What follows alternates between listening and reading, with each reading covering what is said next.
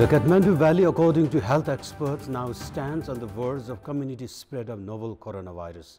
With increasing positive cases reported in the capital, it is high time the valley residents themselves take maximum precaution in their fight against COVID-19, while the health authorities too need to address any alleged technical loopholes in the identification of COVID-19 virus. Good morning, I'm Amar Singh Pradhan and these are the top stories of the day.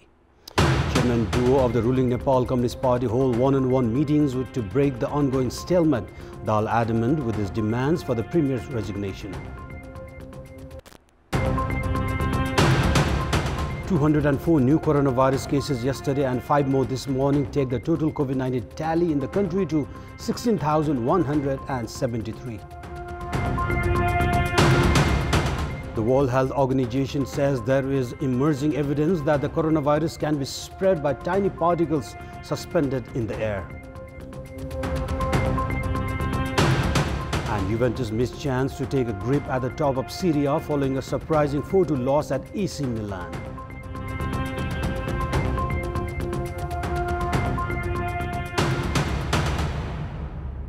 Let's begin with national political updates.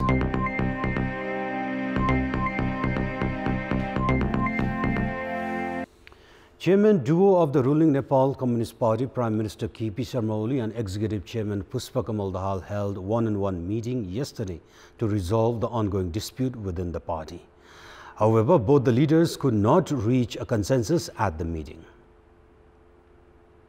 The chairman duo had held a meeting on Sunday at the Prime Minister's official residence in Balwachar in the presence of leaders close to the duo. However, the leadership has been holding one-on-one meetings since Monday. During the meeting, Prime Minister KP Sharma Oli, who has been reluctant to step down from both the post of premiership and chairman, said he would prefer to operate based on the consensus reached in November last year. According to the agreement last year, Prime Minister Oli would complete his full 5-year term as the Prime Minister and Executive Chairman Dahal would look after the ruling party's affairs. However, leaders close to Executive Chairman Dahal said Dahal maintained his stand and reiterated that Premier Oli should quit either of the two positions. The power tussle between the two leaders has left the Standing Committee meeting uncertain. The Standing Committee meeting, which began from 24th of June, has been postponed on numerous occasions due to intra-party conflict. The dispute further deepened as the Dahal-led faction sought resignation from Prime Minister Oli and the Premier's response in abruptly ending the Parliament session. The number of coronavirus cases in the country has climbed to 16,173 as 5 new cases were reported this morning from Chitwan. Meanwhile, 204 new cases were reported yesterday. Among all the cases reported yesterday, Kathmandu Valley once again recorded the highest 28 infections. Speaking at the regular press meet, a spokesperson for the Health Ministry, Dr. Jageshwar Gautam, informed that 14 new cases were reported from Kathmandu, 10 from Lalitpur and 4 from Bhaktapur. According to the ministry, a total of 6,133 samples were tested through the PCR method yesterday, taking the total number of tests to 261,861. Likewise, 688 COVID-19 patients were discharged from different hospitals and isolation centers, taking the total number of COVID recoveries to 7,499. According to the ministry, a total of 8,634 individuals are in different isolation centers, while 25,727 people are in different quarantine centers across the country. The death toll in the country stands at 35. And time now for a short break. We'll be right back.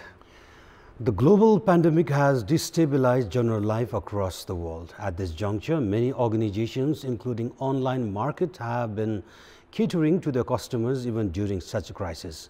In this context, our correspondent Bipasna Tamang had a talk with Lino Erling, Managing Director of Daraz, a leading online marketplace in Nepal. Here are the excerpts. Hello sir, welcome to Kantipur News. Hello, thank you. What exactly is Daraz and how is it working in Nepal? So Daraz is the largest online shopping marketplace in Nepal.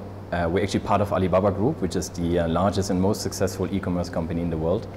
And so what we do is pretty much we connect thousands of sellers. We have around 5,000 sellers on our platform connecting them with buyers across the country, and we're delivering to close to 30 cities right now. So how is the online business scenario in Nepal before and after this global pandemic, COVID-19? So I would say that e-commerce always has been growing, or at least in the last 2-3 years has been growing really, really fast. In lockdown, we had to deal with obviously certain restrictions by the government. So you might have realized this yourself, is that there were only the essential items, or only the stores could be open regarding essential items. So this also impacted us quite a lot. So during lockdown, we only could actually focus on groceries and essentials. But that has seen a tremendous growth. So it was like a 900% growth in terms of grocery sales, and we really could fill a need in this for this country right now, because obviously it has been very difficult. Supermarkets have been closed.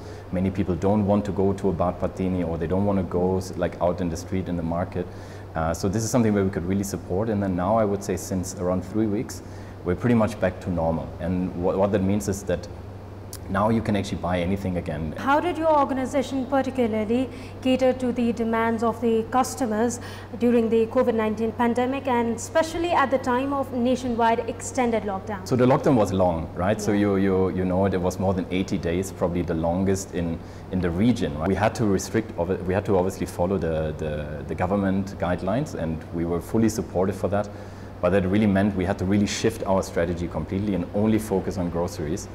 So that was our major focus. We did this a lot faster than we always thought. So we always thought about partnering with Big Mart, but then really the crisis brought two players very, very quickly together.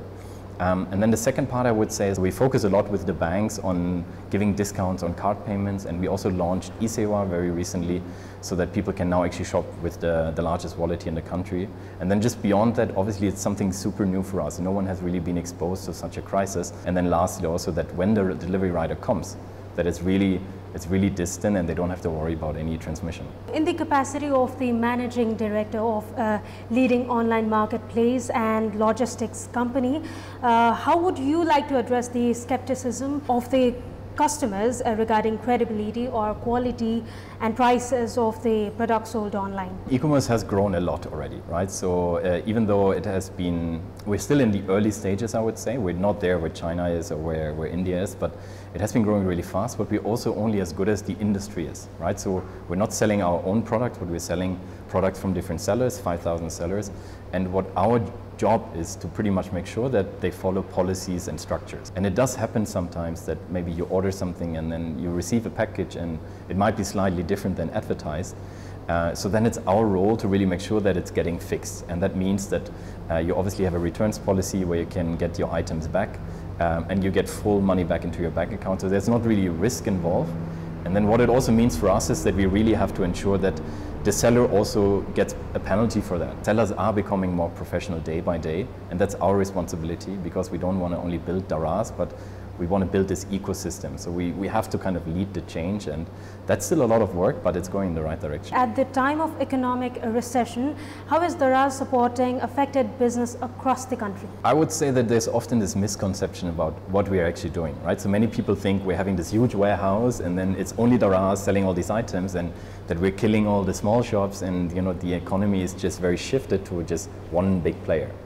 It's true that we're part of Alibaba, which is the largest company in the world in that regard, but even the focus of Alibaba in China has always been to focus on the small businesses, right? To really give them a platform to not only sell in their village, but also sell nationwide or even beyond the borders. And that's kind of also how we see it. We obviously have big brands, and you will know many of these big brands, fashion brands, telephone brands. But the small shops have to be there, and through Daraz or through online shopping in general is that they get a platform to, let's say, not only sell in Europe, but sell nationwide.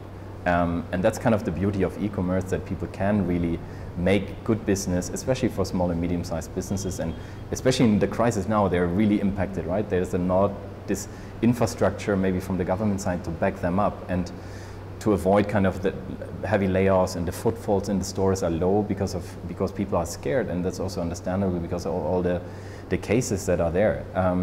We can at least bring shops online, and we can give them a platform to sell, so that at least they can still have sales across the country. And I think that's something that we do, and we also have been pushing this with a stimulus package where we invested quite a lot of money in ensuring that they can list their products without actually any fees.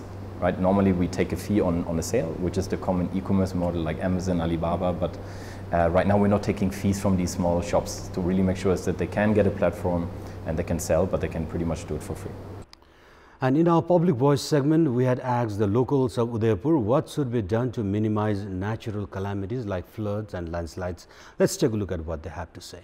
Public voice. बाँधको व्यवस्था सँगसँगै मान्छेले खोलाका किनारतिर नजिक घर बनाउनु पनि भएन, किनभने त्यो अवश्य बाँधै फुटाएर पनि लाने सम्भावना हुन्छ।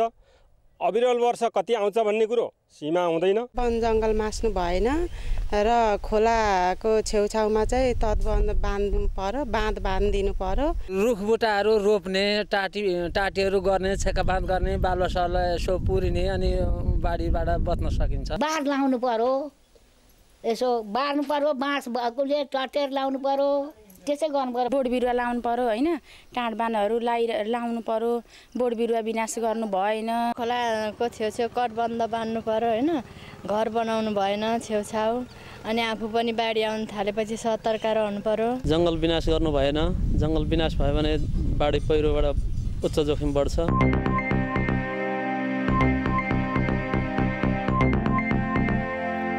Now time for our segment Public Pulse, where it texts us with their opinion. Public pulse. What should the priority of the new chief of police be? Your options are A, free the organization from political interference, option B, control corruption, and option C, break the network of organized crime. The voting is on. Type in AWS, select your option A, B or C and send it to 34001 to share opinion with us. And those were our latest headlines. Stay with us for more news and entertainment on KTVS Day. Stay safe and good day.